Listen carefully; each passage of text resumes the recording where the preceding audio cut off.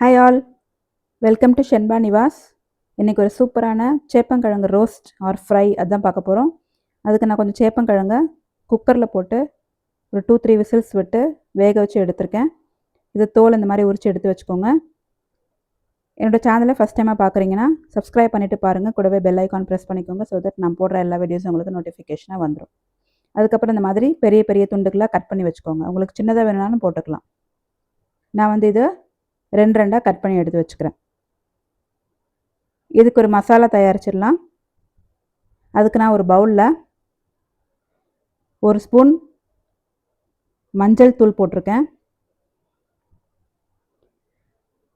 2 teaspoon மிளகாத்தூள், 1 teaspoon Kashmiri மிளகாத்தூள், 2 teaspoon மல்லித்தூள், 1 ஸ்பூன் சாம்பார் பொடி, அப்புறம் 1 ஸ்பூன் சால்ட்டு. இதெல்லாம் போட்டுட்டு கொஞ்சம் கருவேப்பிலை இந்த மாதிரி கிள்ளி போட்டுக்கோங்க. நல்லா கை வச்சு நல்லா மிக்ஸ் பண்ணிக்கோங்க. அதுக்கப்புறம் நம்ம கட் பண்ணி வச்சுருந்த சேப்பங்கிழங்கு அதில் போட்டு நல்லா மிக்ஸ் பண்ணிக்கோங்க. அது மாதிரி இதில் தண்ணிலாம் எதுவும் ஊற்ற வேண்டாம், கொஞ்சமாக எண்ணெய் மட்டும் ஊற்றிக்கோங்க. இந்த மாதிரி போட்டு நல்லா மிக்ஸ் பண்ணிவிட்டு ஒரு 10 மினிட்ஸ் அப்படியே மூடி போட்டு வச்சுருங்க. அப்போ தான் நல்லா அந்த மசாலா அந்த கிழங்கோட நல்லா ஊறிட்டுருக்கும். அதுக்கப்புறம் ஒரு பேனில் கொஞ்சமாக எண்ணெய் ஊற்றிக்கோங்க. அதில் கொஞ்சம் கருவேப்பிலை போட்டுக்கிறேன் வாசனைக்காக.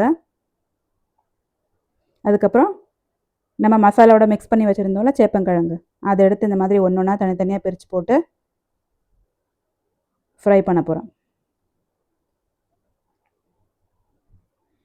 இந்த மாதிரி போட்டுட்டு கொஞ்சம் நேரம் மூடி வச்சுருங்க. எதுவுமே மிக்ஸ் பண்ண வேண்டாம், கரண்டிலாம் போட்டு கிண்ட வேண்டாம். மூடி வச்சுட்டு ஒரு 2-3 மினிட்ஸ்க்கு அப்புறம் ஒன்று ஒன்றா அப்படி திருப்பி போடுங்க.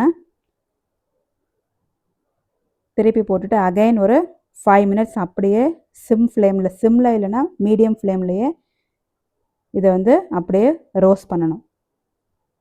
ஸோ மூடி போட்டு ரோஸ்ட் பண்ணிங்கன்னா சீக்கிரமாக கொஞ்சம் ரோஸ்ட் ஆகிடும். ஸோ அகைன் ஒரு 5 மினிட்ஸ்க்கு அப்புறம் நம்ம பாருங்கள் எவ்வளோ சூப்பராக கடாயில் ஒட்டாமல் ரோஸ்ட் ஆகி வந்திருக்குன்னு பாருங்கள். ரொம்ப சூப்பராக இருந்துச்சு. நீங்களும் உங்கள் வீட்டில் ட்ரை பண்ணி பார்த்துட்டு எப்படி இருந்ததுன்னு கமெண்ட் செக்ஷனில் கமெண்ட் பண்ணுங்கள்.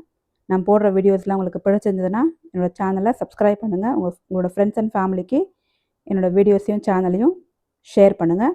அடுத்து வேறு ஒரு வீடியோவில் பார்க்கலாம். பாய்.